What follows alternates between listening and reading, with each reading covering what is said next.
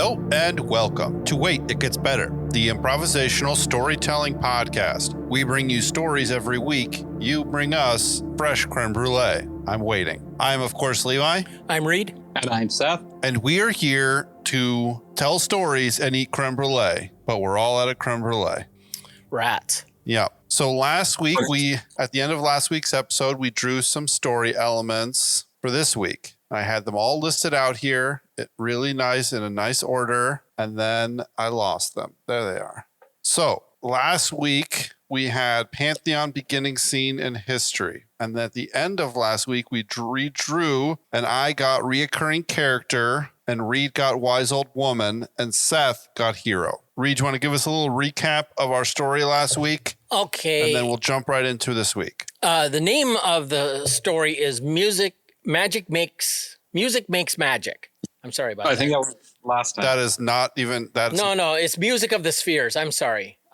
They were right next to each other. I haven't got my glasses on. So the beginning scene was it was at the picture the corporate boardroom of the To Infinity and Beyond Corporation. And they're assessing what to do with the data that they've received over the past 2 weeks. This was 2 weeks after 6 nuclear explosions vaporized the polar ice of Mars in a first kind of step of terraforming effort, which appears to be wildly successful beyond all expectations. So there's that, and Seth came in with the kind of the history of this.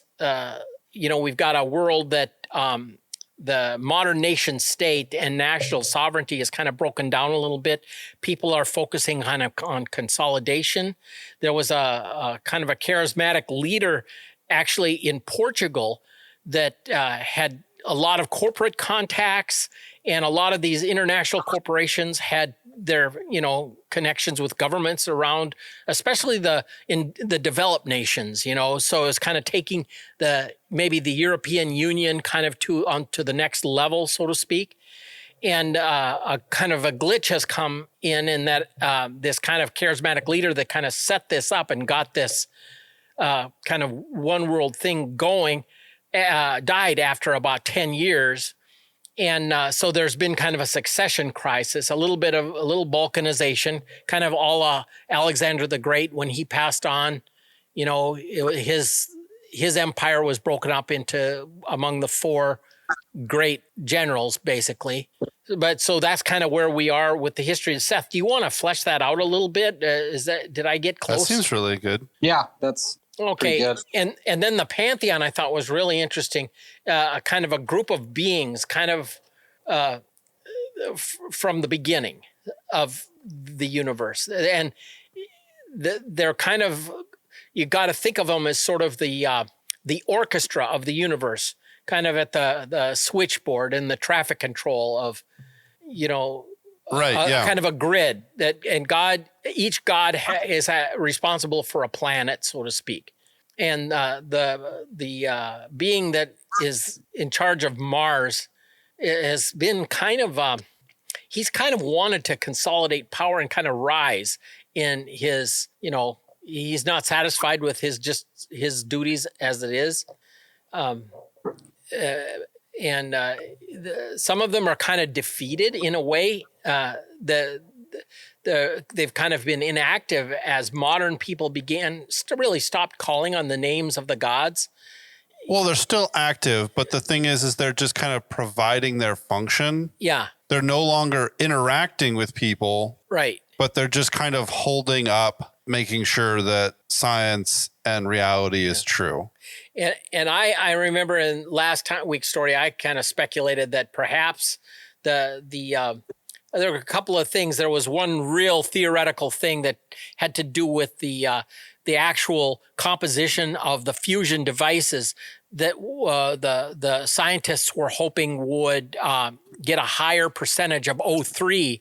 You have this massive vaporization of the ice caps, so you get water vapor, greenhouse effect, rising temperatures on the surface of Mars and with high oxygen content, but they wanted to spike the O3, the ozone, and an ozone layer appears to be forming, which is that's the chances of actual life being able to flourish on Mars would have to depend on some protection from the naked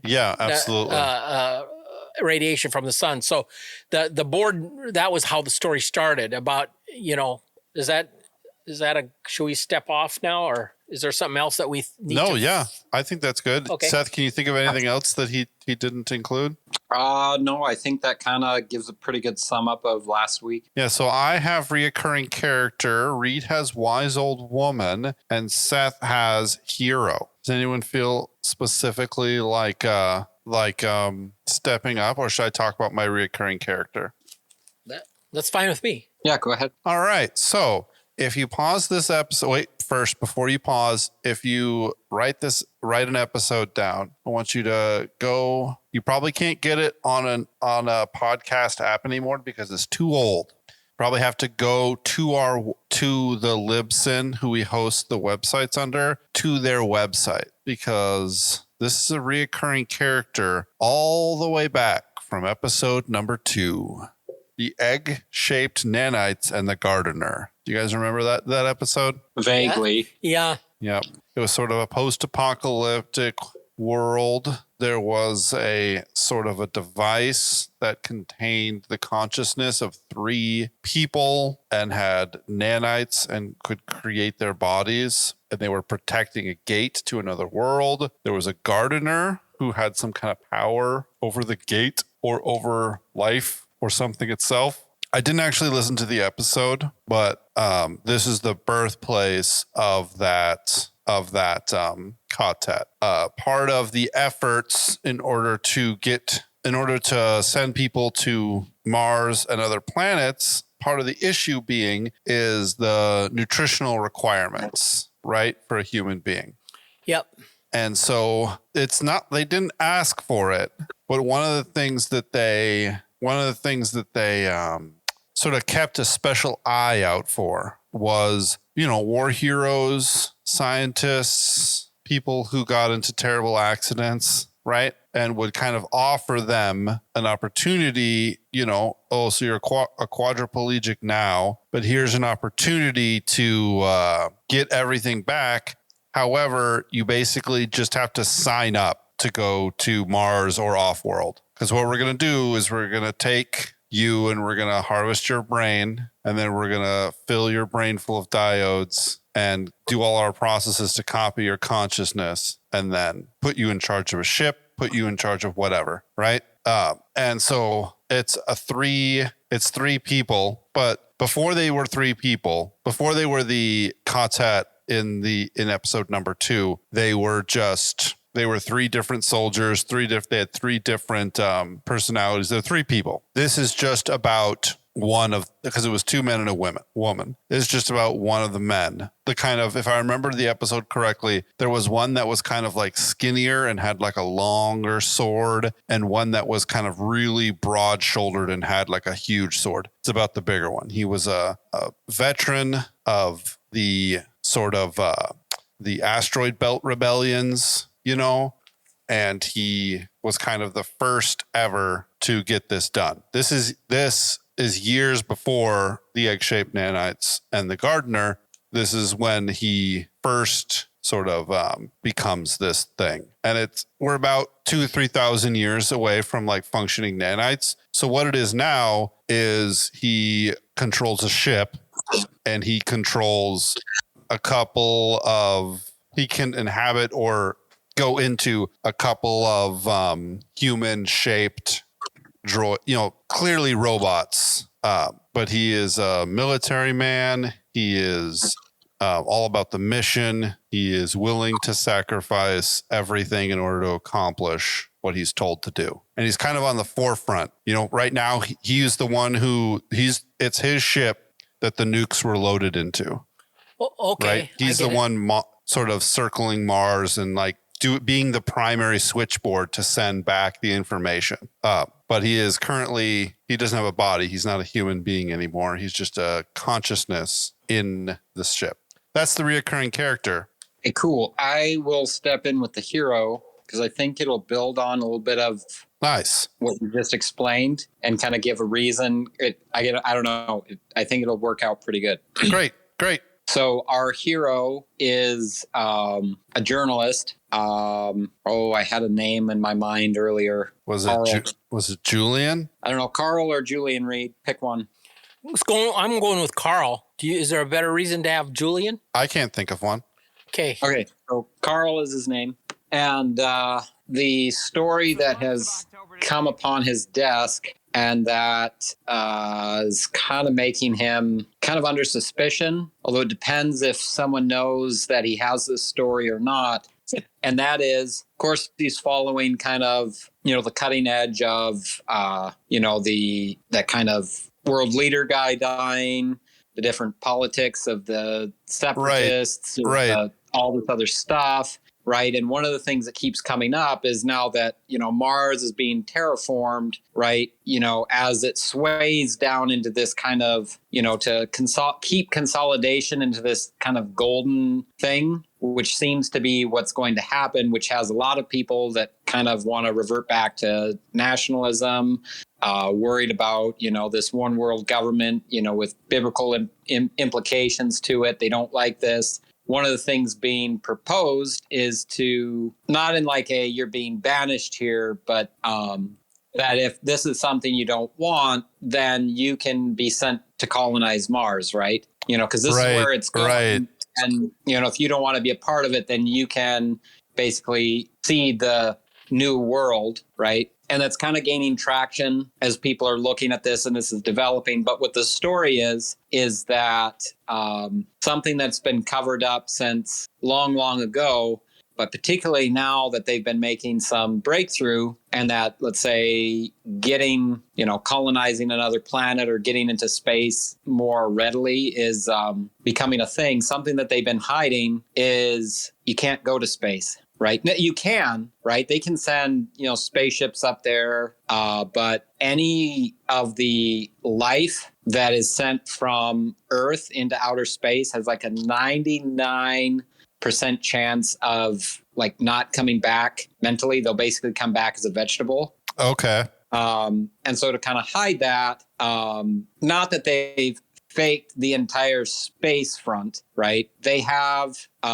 stuff out there, satellites, telescopes, they've been doing this stuff on Mars, which I think it brings in with what you were talking about is if I'm getting what's right here, they're taking the paraplegics and then like copying their consciousness and they're controlling things in space, right? Yeah. But like they're in a vat, in NASA's basement, basically. Or they're conscious. That's how it was originally, but their consciousness now is just completely digital. So there is no biological element going up into space. Right. So those are the people, the few people that, don't, go mad or through like the digitization of their consciousness to, and they're sitting in there and they'll, let's say, believe they're in space, right? Their body gets animated into a, some kind of a humanoid droid that can walk around on the planet's surface.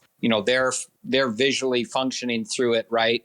But en masse, people wouldn't be able to just like get in a spaceship and go, right? There's something in like leaving our atmosphere and whether it's tied to like, this is where we are, right? And leaving kind of our sphere of influence, whether it has to do with, the gods, right? And their different places. Right.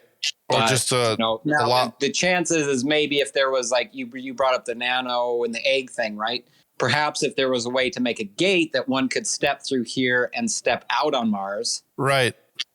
But that is the thing that has come into Carl's, lap is that this push or idea that en masse people are going to be able to take to the stars is kind of being glossed over. And it could be nefarious or it could just be we're making all these leaps and bounds and we don't want to like lose the public momentum. Right. But that is what they have So Carl's kind of on this story and trying to bring things to light and stuff. Is that it? Correct. And the thing that has just come across his desk or has like someone anonymously sent this or has been communicating with them. And now all of a sudden it's like, oh, they've gone dark, but they've left them with this, all this kind of documents to bring to light that basically like people can't go to space. We can send ships up there. We can send, droids. We can send, some of these people that, people recognize as, these kind of space frontiersmen kind of things.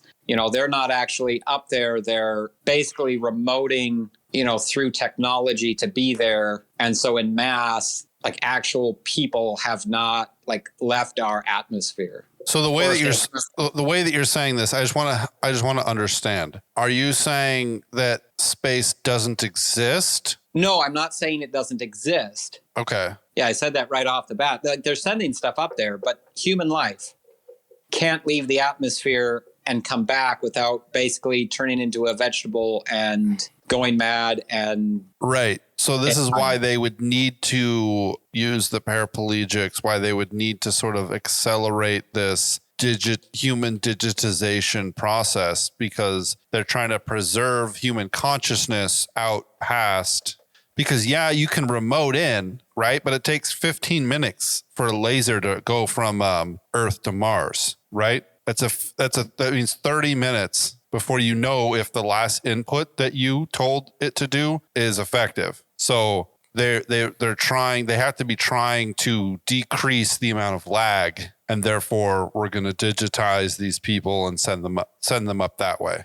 Right. On an individual basis, it can be done. But what's happening like otherwise is what's being cast around is, okay, you don't like this one world thing. Well, now we're terraforming Mars, hop on the spaceship and we'll send you out there. Which is a lie. Correct. So basically it's like, oh, that's a great way to get rid of the dissidents. They don't know that, there's a chance that like 99.999% of them will go mad as soon as they leave the atmosphere. Is that as soon as, or like, I mean, there've been, have there been anybody that's gone up like on short term, like into orbit or gone to a space station? You know what I'm saying? So, but it's just do these symptoms show up immediately upon coming back or what? They show up when you leave the atmosphere, like once you get into what is considered space. So that could on the off chance that there's probably a couple people in all the history that have come back fine, but they don't really know why that is. Right. Okay. Cool. And so this Carl, this hero, has just gotten all this information, and he's thinking about, obviously, it's a moral quandary. Breaking the story or what? Breaking the story and probably breaking the longest held peace that Earth has ever experienced, or keep the peace, but deceive and turn a blind eye to, it's like saving are you going to save hundreds of thousands of people from going off world, or or millions of people from going off world, or are you going to save trillions of people, Because if you tell people that you're going to die if you try to go off world, it's going to lead to the breaking of the peace and therefore war. But if you let a couple million people, quote unquote, go off world and die, then this great peace gets preserved. So you have like the guys that put together the great, the To Infinity and Beyond Corporation, they're kind of planning on sending people up, right? And this is kind of putting the kibosh on their plans, or we don't know if they know it yet or what, Yeah, that's the question. Is the To Infinity and Beyond company, are they people users? Maybe I should bring in the wise old woman and then we can kind of sort it out. Is that all right? Sure. Yeah. Okay. So Henrietta Hart is the wise old woman. People know her as Dr. Hart. She's an MD, board certified internal medicine, cardiology. She's got pharmacology. She's got PhDs in microbiology and botany.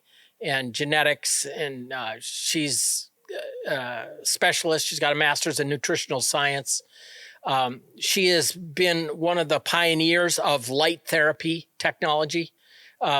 This idea of reflecting back the natural infrared light that your body gives off and activating copper peptides, and this regenerates stem cells, so your body starts to repair itself. Right. And she's very old. She's in her over 100, but she looks like 70s. But she has been around, and she has been real interested. She has done a lot of research on the effects of different light refractions and plant growth. And she was specifically fascinated by the idea of what would it take to allow mankind to flourish off-world, so to speak. Right. She being not conscious of this other, there's this other data, and she doesn't, her whole career has been around, the idea that moving off this little, the pale blue dot or whatever it's called, is possible, right? And anyway, she's known as Dr. Hart, kind of a play on her name, Hart, and the fact that she kind of came to fame with therapies that really drastically reduced heart disease and prolonged life for people. And her background, she has got a consulting role on the Mayflower Project with To Infinity and Beyond Corporation, and the idea of building a great spacecraft up in space so they don't have to launch a whole lot of hardware and get it, off Earth, but they can take it up in pieces and put it together. And the idea is launching this big mission. However, this will all be in jeopardy as Carl either breaks the story or however this plays out. I just as a background, her lineage is deep Welsh, Old Britain, Celtic, and that may play a role. But she is a player. She's in on the deal, and it'll be interesting to see. Her reaction would be, obviously, when this story breaks, well, let's break down the science of it. Why is this happening? And with the kind of, from her position is, why should people's hearts give out and get old and die? Right. And so she's been on the edge of, so I see kind of a clash of kind of two forces here. It might be interesting. What are the two forces? Well, we can't go into space because this bad stuff happens. Or, why does that bad stuff happen, and what can we do to prevent it? Right. Yeah. Right. I guess my thought would be, because I kind of thought of this too because I remember being a kid, and I'm pretty sure Reed remembers this farther back than you or I, Levi. But, right, so in the 60s, we, land on the moon, and then it's like we've never really gone back, right? Yeah, right. And thinking at least me as a kid thinking oh yeah, we've been to the moon, they've sent all these things out to Mars and, all this stuff. And it seems like, okay, we've got this plan that in, 15 years we'll think about, having a mission. It's all kind of, how would you put it? A lot going into it, but nothing happening. Yeah. I know. It seems like they'd be able to do these things, but then they're continually not doing it. And so kind of thinking well, what if there was a thing where let's say with the moon landing, they go up there and only one of them really came back sane. And then that's why people think it's faked, is because they filled in from their studio some of the stuff to make it seem like it was fine, and then made them kind of hush up about it. And then when they've sent people up either in satellites or other things, most of them come back gone. And so just kind of that thing where you and I'd never know about it, but they've probably got teams and teams of scientists. It'd be if you look through NASA's books and they're why do we have, someone, a whole team of people looking into, I don't know, the neurology of, some psychology thing that doesn't really seem like it's related to going to space. Does that make sense? I think so. right? But then whatever they're working on or problem they're trying to solve, even let's say the scientists or the people studying these things, they'd be like, yeah, I'm studying like the zero gravity effect on bananas and oranges. I don't know why, but I'm being paid like $1 million a year, to, I don't know, rub banana cream on chimpanzees and put them in a weightless environment and see what happens to them. But I don't know why. Does that make sense? Yeah, that makes total sense. So I think it's just classic government obfuscation of information. They don't want people to know things, so they cheapen it or reduce the emphasis, and then they can just kind of move around the numbers enough that people keep funding them, but no one needs to know why we've never been back. Yeah. I was just thinking when Seth brought this up, 1968, I'm 16. And I remember that summer going to the movie 2001, A Space Odyssey. And it's based on the premise that we've got like by now, this was happening in the 60s where we had all this activity. And then, by 2001, surely there's a Pan Am passenger flight to the moon, right? I mean, it's like, this is a thing people do. It's like kind of on the same par as, people getting on the Concorde and flying across the Atlantic in a couple of hours. But, it's like, not everybody can spring for the ticket, but it's really cool, right?